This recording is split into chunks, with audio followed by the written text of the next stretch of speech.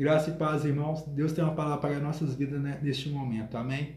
Essa palavra se encontra lá no livro de 2 Coríntios, capítulo 4, versículo 7. Diz assim a palavra do Senhor: Temos, porém, este tesouro em vaso de barro, para que a excelência do poder seja de Deus e não de nós mesmos. Irmãos, essa palavra vem exaltar a verdadeira essência do cristão, porque o poder vem de Deus, não é de nós mesmos.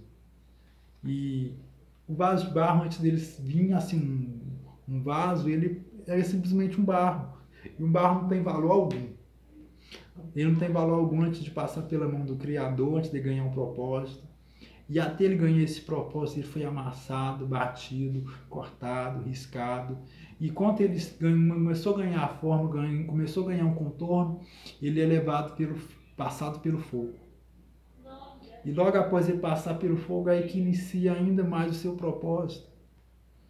E o seu propósito, muitas das vezes, é ser cheio ainda mais da presença de Deus, exaltar ainda mais as características do Criador. O vaso, após ele estar pronto, ele leva a assinatura do seu Criador.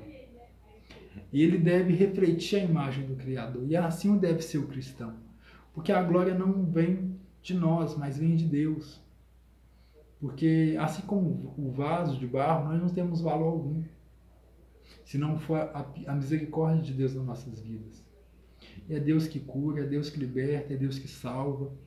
E é muito comum nós vemos no meio cristão que depois de grandes provações, depois de grandes atribulações, a gente vê grandes e grandes testemunhos da glória, do poder, da restauração de Deus na vida daquele irmão.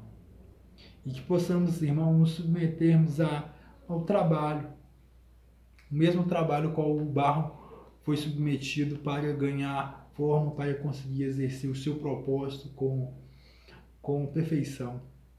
E assim deve ser o verdadeiro cristão. Ele deve ser entregar totalmente na mão do Criador, para que este o encha, o preencha, o transforme como ele deseja, com aquilo que ele precisa para exercer um grande propósito, um propósito que Deus tem colocado.